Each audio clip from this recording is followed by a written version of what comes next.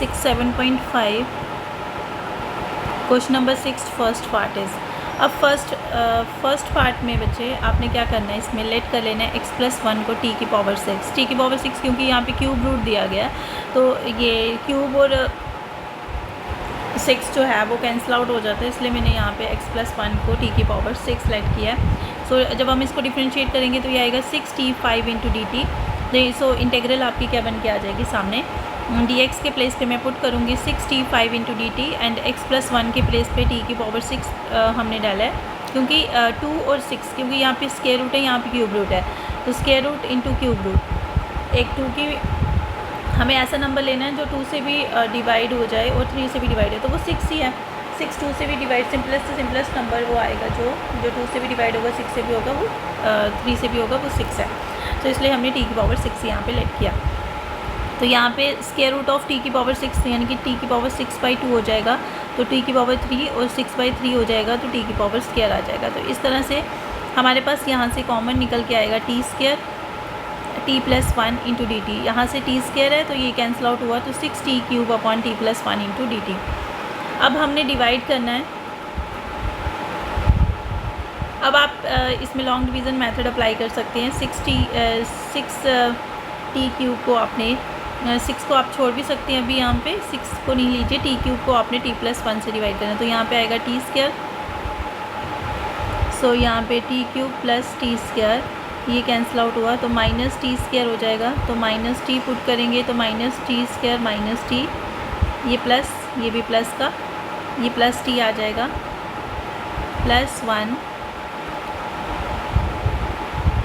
तो यहाँ पे t रहेगा, यहाँ +1, ये माइनस का, ये माइनस का, तो -1 आएगा।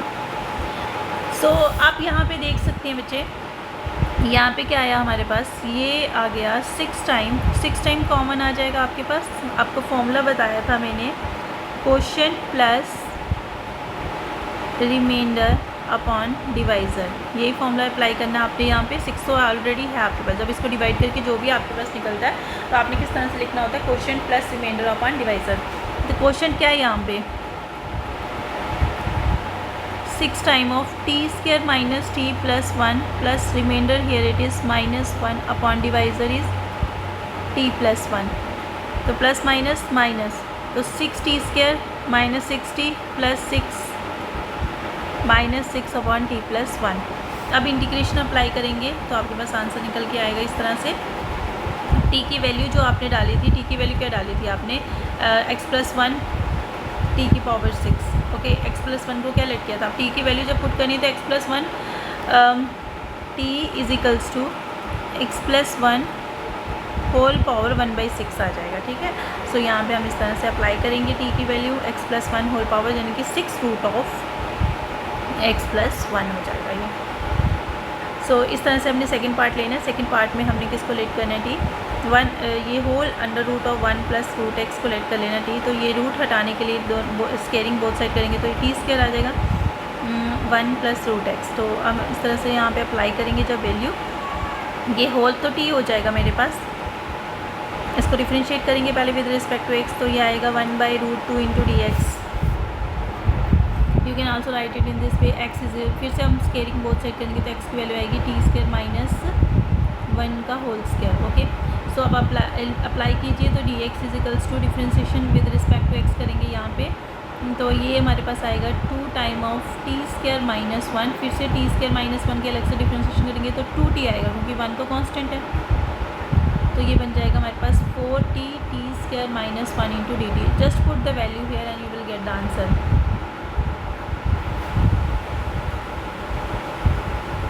So question number 7 first part में आपने क्या करना है, x² को यहाँ पे हमने कॉमन ले लिया।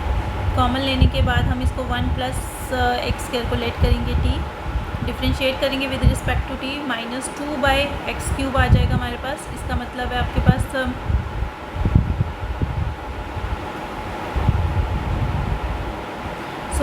ये हम ये जो dx की हम अलग करेंगे dx को, तो dx = कितना आ जाएगा हमारे पास, ये -2 हमने इधर शिफ्ट किया, -1/2 × dt।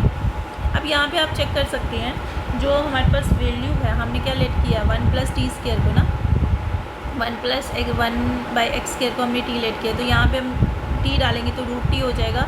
अब देखिए यहाँ पे एक्स क्यूब है जो हमारे पास ये तो इंटीग्रेंड को लिखा है ना, x cube into D x होगा। 1/x cube into D x की प्लेस पे हम पुट करें -1/2 इंटू डी टी। तो इस तरह से हमारे पास वैल्यू निकल के आएगी और हम इसको टी की फॉर्म में इस तरह से लिखेंगे। ये तो आपको पता ही है बच्चे, टी की पावर 1/2 किस तरह से लिखें, 1/2 + 1 अपन 1/2 + 1 2 टी की पावर 3/2 अपन 3/2। तो इस तरह से हमारे पास क्वेश्चन सॉल्व हो जाएगा। और एक्स की टी की वैल्यू पुट कीजिए जो आपने लेट की थी, टी 1 + 1/x² हर जगह पुट करके आपके पास आंसर निकल के आ जाएगा। Okay, now come to the next question, question number 7 second part. अब इस क्वेश्चन को करने के लिए देखो यहाँ पे दिया गया 1/x² √1 + x² into D x. Okay, यहाँ पे हम सब्सटीट्यूट करेंगे x के प्लेस पे tan है, tan थीटा। अब क्यों? क्योंकि 1 + tan² क्या होता है, सेक्स के 1 + tan² क्या होगा, सेक्स के थीटा। सो जब यहाँ पे सेक्स के थीटा सेक्स के साथ tan स्क्वायर के साथ रूट कैंसिल आउट तो सेक थीटा आ जाएगा हमारे पास। तो इस तरह से हमने जब वैल्यू पुट की यहाँ पे इसको डिफ्रेंशिएट किया विद रिस्पेक्ट पर डिफ्रेंशिएशन ऑफ tan थीटा होती है सेक्स के थीटा इंटू डी थीटा। तो यहाँ पे हमारे पास आ गया। अब इसको मैं लिख सकती हूँ 1/cos sin² थीटा अपन cos² थीटा। तो ये आ जाएगा 1/cos theta into cos² theta into sine. ये और ये कैंसिल आउट हो जाएगा। अब हमने साइन को पुट करना है u, तो यहाँ पे हमारे पास आ जाएगा D you = cos theta into D theta. Differentiation of sine theta क्या होती है, cos थीटा। तो यहाँ पे पहले हमने इसको थीटा की फॉर्म में कन्वर्ट किया, फिर हमने इसको u की फॉर्म में कन्वर्ट करेंगे, धीरे धीरे वैल्यूज़ हम इसमें पुट करेंगे। फिर तो u² - u² इस तरह से हमारे पास जब हमने पुट किया u तो cos और cos तो कैंसिल आउट हो गया, क्योंकि cos थीटा डी थीटा की जगह पे क्या आ गया मेरे पास, डी यू। तो ये आएगा u की power -1 upon -1 plus constant c।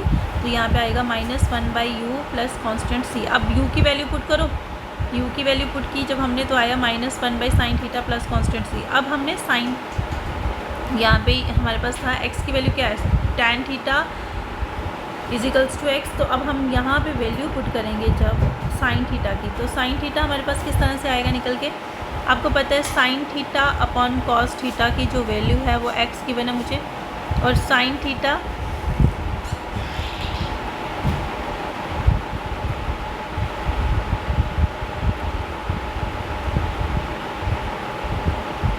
Okay you can also, यहाँ पे आपको tan थीटा गिवन है ना, tan थीटा होता है perpendicular upon base, perpendicular upon base.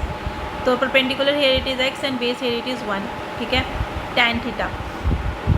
और ये दोनों जो हैं आपके पास ये राइट एंगल है आपके, ये अगर हम इसमें एक ट्राइंगल कंस्ट्रक्ट करेंगे तो परपेंडिकुलर आ गया x एंड बेस आ गया 1। तो हाइपोटेन्यूज कितना होगा, perpendicular square plus base square. Sine theta किसके इक्वल होता है, परपेंडिकुलर अपॉन हाइपोटेन्यूज। परपेंडिकुलर कितना है, x अपॉन हाइपोटेन्यूज कितना है, x² + 1। सो बस आपने यहाँ पे अप्लाई कर दी वैल्यू। देखो ट्रिग्नोमेट्री जो होती है वो हमेशा जो है वो राइट ट्राइंगल के ऊपर भी अप्लाई होती है। तो अंडरस्टूड है, अगर परपेंडिकुलर है बेस है तो हम हाइपोटेन्यूज आराम से निकाल सकते हैं। और साइन थीटा होता है आपके पास perpendicular upon hypotenuse. Just put the value and find the answer.